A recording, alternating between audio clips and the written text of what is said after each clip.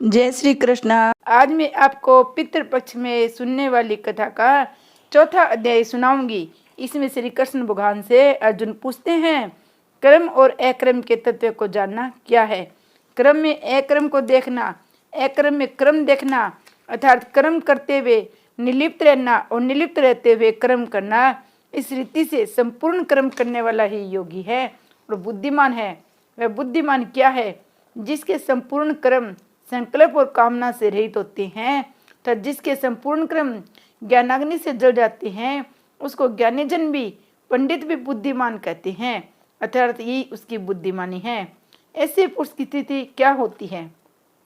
वह कर्म और कर्म फल की आसक्ति से, उनके आश्रय से रहित होता है, सदा तृप्त रहता है। इसलिए वह सब कुछ करता हुआ भी वास्तव में कुछ भी नहीं करता है। अगर कोई साधक निवृत्ति प्रायण हो तो शरीर और अंतकरण को वश में करने वाला, सब प्रकार के संग्रह का त्याग करने वाला, संसार को आशा से रहित साधक केवल शरीर संबंधी कर्म करता हुआ भी बनता नहीं है। अगर कोई साधक प्रवृत्ति प्रायण हो तो वह भी जैसी परिस्थिति आती है उसी में संतुष्ट रहता है, ईर्ष्या और द्वंद्व से रहित होता है। सिद्धि असिद्धि में सम रहता हुआ कर्म करके भी नहीं बनता। इतना ही नहीं, जो आसक्ति रहित और स्वाधीन है, जिसका निश्चय केवल परमात्मा को प्राप्त करने वाला है, ऐसा केवल एक के लिए कर्म करने वाले साधक संपूर्ण कर्म विलीन हो जाते हैं। वह यज्ञ कितने प्रकार का होता है भगवान? जिसमें संपूर्ण करण, उपकरण, सामग्री, क्रिया, कर्ता आदि ब्रह्म स्वरूप होते हैं, वह ब्रह्म यज्ञ है। जिसमें संपूर्ण पदार्थ, क्रिया आदि मेरे अर्पण हो जाती है, वह भगवत पूर्ण यज्ञ है। जिसके साधक अपने आप को ब्रह्मा में एक कर देता है, वह अभिन्नता यज्ञ रूप है। जिसमें साधक अपनी संपूर्णता इंद्रियों का सेवन कर लेता है, उनको अपने अपने विषयों से हटा लेता है, वह स्वयं रूप यज्ञ है। जिसमें साधक राग द्वेष रहित इंद्रियों से विषयों का सेवन करता है, वह विषय हवन रूप यज्ञ है। प्राणों, इंद्रियों और मन की क्रियाओं को रोककर बुद्धि को जागृति रहते हुए निर्लिप्त होकर समाधि रूप यज्ञ है। लोकापकार के अपने धन खर्च करना द्रव्य यज्ञ है। अपने धर्म का पालन करने में जो कठिनता आती है, उसको प्रसन्नता पूर्वक सहना तपोयज्ञ है। कार्य की सिद्धि और असिद्धि तथा फल की प्राप्ति और अप्राप्ति में सम रहना योग यज्ञ है। सत्य शास्त्रों का पठन पाठन और नाम जप आदि करना स्वाध्याय रूप ज्ञान यज्ञ है। पूरक, कुंभक और रेचक पूरक प्राणायाम करना प्राणायाम यज्ञ है। नियमित आहार करते हुए प्राणों को अपने अपने स्थानों को रोक देना स्तंभित प्राणायाम रूप यज्ञ है। ये संपूर्ण यज्ञ केवल कर्मों से संबंध विच्छेद करने के लिए है। ऐसा जानकर इन यज्ञों का अनुष्ठान करने वाले साधक संपूर्ण पापों का नाश हो जाता है। पापों का नाश होने पर क्या होता है भगवान? हे कुरुवंशियों श्रेष्ठ अर्जुन, उन यज्ञ करने वालों अमृत स्वरूप परमात्मा की प्राप्ति हो जाती है। परंतु जो यज्ञ करता ही नहीं, उसके लिए ये मनुष्य लोक भी लाभदायक नहीं होता है। फिर परलोक कैसे लाभदायक हो सकता है? ऐसे यज्ञों का वर्णन और कहाँ हुआ है? इस प्रकार के और कई तरह के यज्ञों का वर्णन वेदों में विस्तार से हुआ है। उन सब यज्ञों को तू कर्मजन्य कर्मों से होने वाले जान। इस प्रकार जानकर यज्ञ करने से तू कर्म बंधन से मुक्त हो जाएगा। सब यज्ञों में श्रेष्ठ यज्ञ कौन सा है भगवान? हे प्रताप, उन सब कर्मजन्य यज्ञों से ज्ञान यज्ञ श्रेष्ठ है, क्योंकि ज्ञान यज्ञ में संपूर्ण कर्म और पदार्थ समाप्त हो जाते हैं। वे ज्ञान कैसे प्राप्त करे? उस ज्ञान की प्राप्ति के लिए तो ज्ञानी तत्वदर्शी महापुरुषों के पास जा, उनके चरणों में दंडवत प्रणाम कर, उनकी सेवा कर, उनसे आदरपूर्वक तत्व की जिज्ञासा के विषय में प्रश्न कर।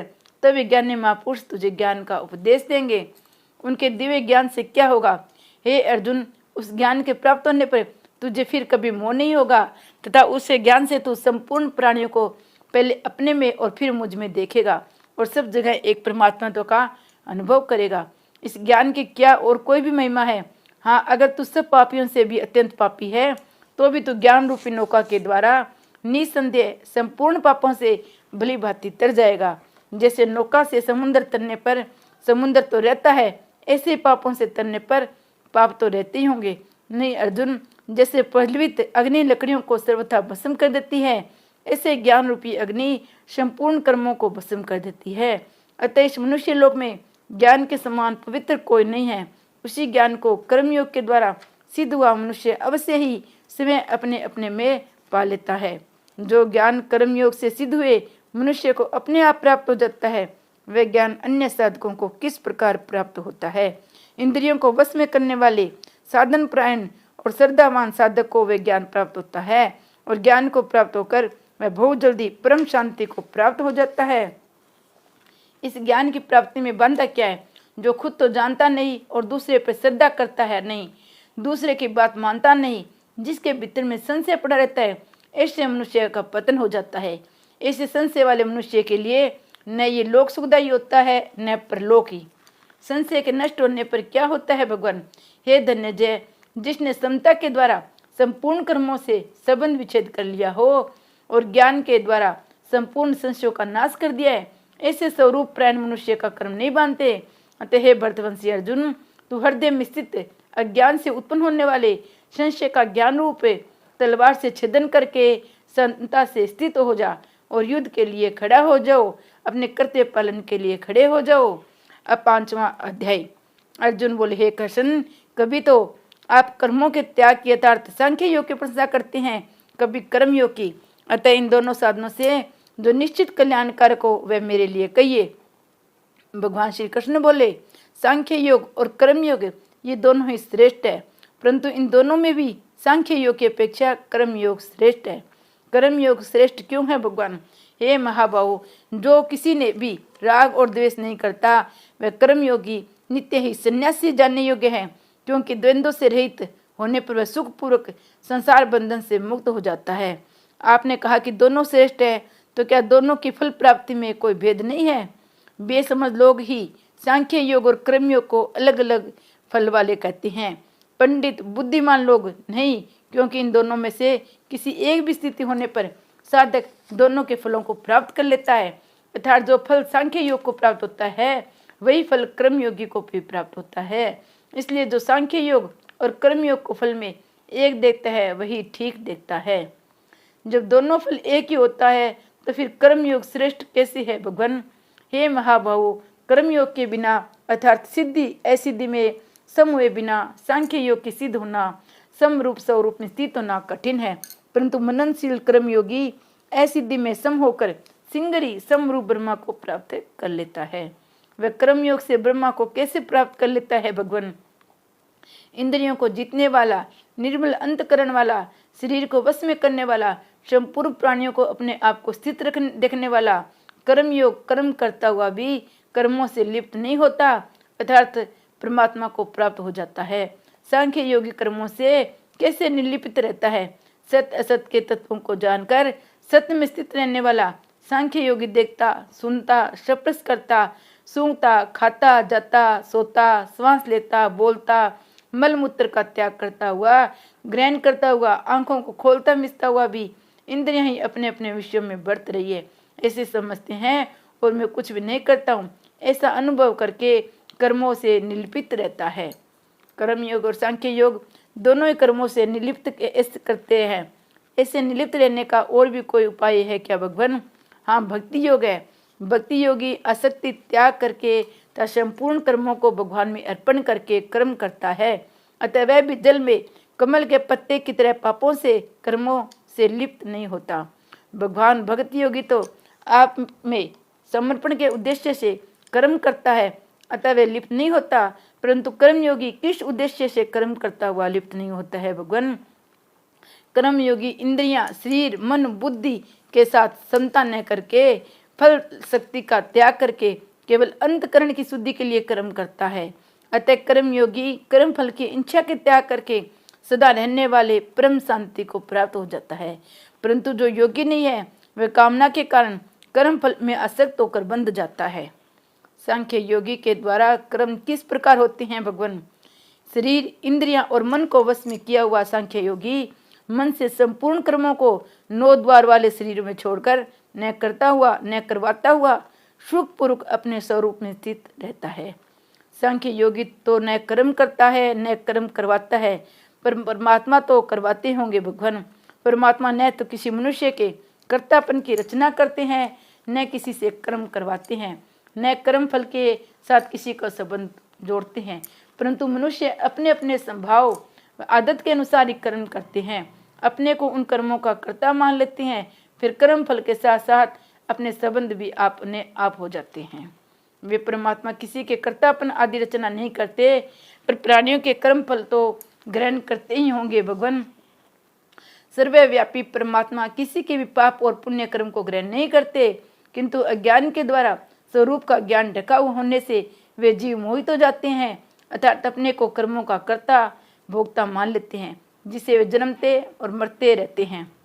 तो क्या सभी जीव इसी तरह अपना कर्ता भोक्ता बनकर मोहित होते रहते हैं? भगवान नहीं, जिन्होंने ज्ञान के द्वारा अपने अज्ञान का नाश कर दिया है, उनका वह सूर्य की तरह ज्ञान उनको कर्तव्य भोक्तृत्व करके परमात्मा को प्रकाशित कर देता है, अर्थात उनको परमात्मा अनुभव करा देता है।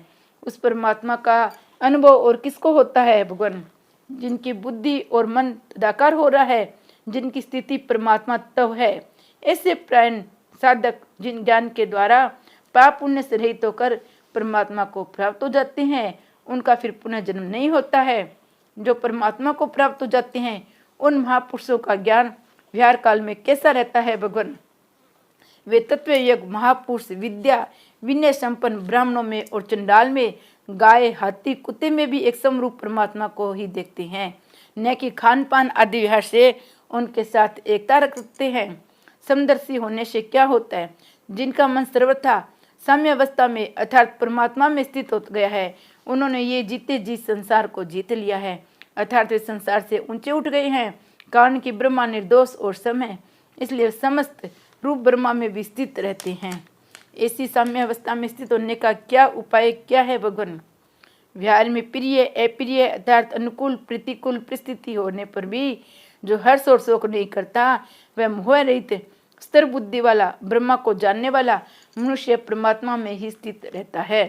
ये स्थिति किस क्रम से प्राप्त होती है? भगवान जो ब्रह्मा पदार्थों से आसक्ति नहीं करता, वह पहले अपने आप में स्थित सात्विक सुख को प्राप्त कर लेता है, फिर वह परमात्मा के साथ एक होकर अक्षय सुख का अनुभव करता है। बाह्य पदार्थों की आसक्ति कैसे बचे? भगवान हे कुंती नंदन, इंद्रियों और विषयों के सहयोग से पैदा होने वाले जितने भी भोग सुख है, वे सभी दुखों के ही कारण है, आदि अंत वाले आने जाने वाले हैं।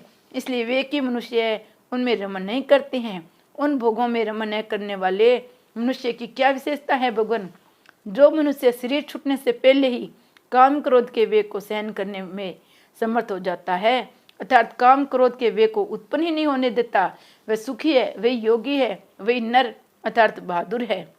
ऐसा होने पर क्या होता है? भगवान काम क्रोध का वेग उत्पन्न न होने से उसको परमात्मा तत्व का सुख मिलता है, उसका परमात्मा तत्व ही रमण होता है और जिसका ज्ञान सदा अलुप्त रहता है, ऐसा व्यवहार्य स्वरूप हुआ साधक संत ब्रह्मा को प्राप्त हो जाता है।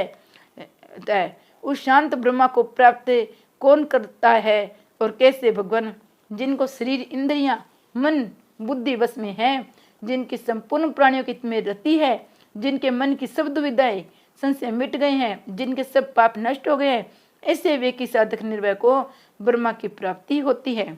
निर्वाण ब्रह्मा की प्राप्ति होने वाले का क्या लक्षण होते हैं? भगवान वे काम क्रोध से सर्वथा रहित होते हैं, उनका मन वश में होता है, वे स्वरूप का साक्षात्कार किए होते हैं।